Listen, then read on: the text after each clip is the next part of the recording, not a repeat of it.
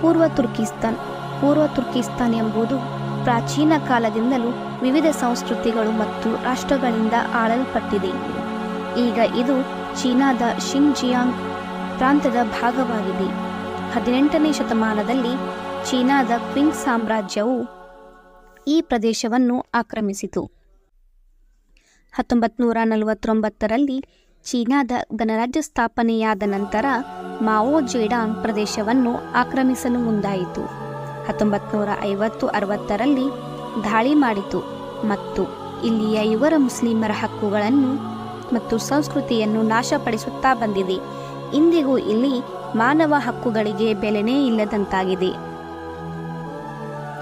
ಇದು Mongolia, Kyrgyzstan, Kazakhstan ಮತ್ತು ಪಾಕಿಸ್ತಾನ್ಗಳ ಜೊತೆಗೆ ತನ್ನ ಗಡಿಯನ್ನು ಹಂಚಿಕೊಳ್ಳುತ್ತಿದ್ದು, ಇಲ್ಲಿಯ ಆಹಾರ ಪದ್ಧತಿ, ವೇಷಭೂಷಣ, ಸಂಸ್ಕೃತಿ